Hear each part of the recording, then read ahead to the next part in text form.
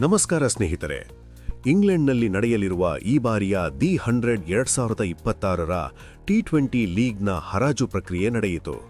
ಈ ಆಕ್ಷನ್ನಲ್ಲಿ ಕಾವ್ಯ ಮಾರನ್ ಒಡೆತನದ Sunrisers Leeds ಫ್ರಾಂಚೈಸಿಯು ಪಾಕ್ ಸ್ಪಿನ್ನರ್ ಅಬ್ರಾರ್ ಅಹ್ಮದ್ನನ್ನು 2.34 ಕೋಟಿ ರುಗೆ ಖರೀದಿಸಿದ್ದು ಸದ್ಯ ದೊಡ್ಡ ವಿವಾದಕ್ಕೆ ಕಾರಣವಾಗಿದೆ. ಅಲ್ಲದೆ ಪಾಕಿಸ್ತಾನದ ಇತರೆ ಕ್ರಿಕೆಟಿಗರ ಮೇಲೂ ಕಣ್ಣಿಟ್ಟಿದ್ದ ಫ್ರಾಂಚೈಸಿಯ ನಡೆಯನ್ನು ತೀವ್ರವಾಗಿ ಖಂಡಿಸಿರುವ ಭಾರತೀಯ ಕ್ರಿಕೆಟ್ ಅಭಿಮಾನಿಗಳು ಐಪಿಎಲ್ 19ನೇ ಆವೃತ್ತಿಯಿಂದ ಮೊದಲು ಸನ್ರೈಸರ್ಸ್ ಹೈದರಾಬಾದ್ ತಂಡವನ್ನು ಕಿತ್ತು ಬಿಸಾಡಿ ಶತ್ರು ರಾಷ್ಟ್ರದ ಆಟಗಾರರನ್ನು ಆಯ್ಕೆ ಮಾಡಿಕೊಳ್ಳುವ ಇಂತಹ ತಂಡ ನಮಗೆ ಬೇಕಿಲ್ಲ ಎಂದು ಬಿಸಿಸಿಐಗೆ ಆಗ್ರಹಿಸಿದ್ದಾರೆ. ಸನ್ರೈಸರ್ಸ್ ಲೀಡ್ಸ್ನ ಸಹ ಒಡತಿ ಕಾವ್ಯ ಮಾರನ್ ವಿರುದ್ಧ ನಿಟ್ಟಿಗರು ಹಿಗ್ಗಾಮುಗ್ಗಾ ಟ್ರೋಲ್ ಮಾಡಿದ್ದಾರೆ. ಈ ವಿಷಯ ಕ್ರಿಕೆಟ್ ವಲಯದಲ್ಲಿ ಭಾರೀ ಚರ್ಚೆಗೆ ಗ್ರಾಸವಾಗುತ್ತಿದ್ದಂತೆ ನೇರವಾಗಿ ಬಿಸಿಸಿಐ ಅಂಗಳಕ್ಕೆ ತಲುಪಿದೆ.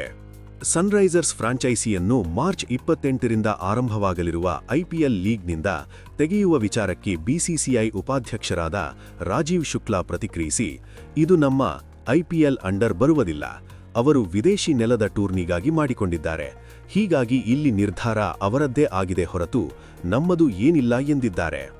ಫ್ರಾಂಚೈಸಿ ಕೋಚ್ ಡ್ಯಾನಿಯಲ್ ವೆಟೋರಿ ಪ್ರತಿಕ್ರಿಯಿಸಿದ್ದು, ಸ್ಪಿನ್ನಲ್ಲಿ ಹಲವು ವೇರಿಯೇಷನ್ ಮಾಡುವ ಕಲೆ ಅಬ್ರಾರ್ನಲ್ಲಿದೆ, ಅದರಲ್ಲೂ ಒಬ್ಬ ದೇಶೀಯ ಆಟಗಾರನಾಗಿ.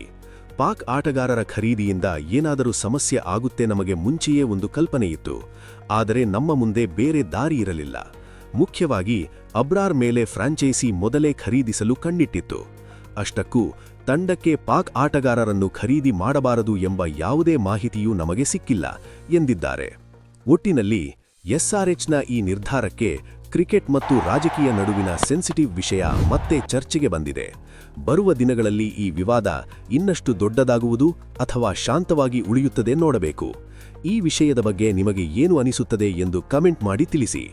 ಇದೇ ರೀತಿ ಇನ್ನಷ್ಟು ಸುದ್ದಿಗಳಿಗಾಗಿ ನಮ್ಮ ವಿರಾಟ್ ಅಪ್ಡೇಟ್ಸ್ ಚಾನೆಲ್ನ ಸಬ್ಸ್ಕ್ರೈಬ್ ಮಾಡಿ. ನಮಸ್ಕಾರ.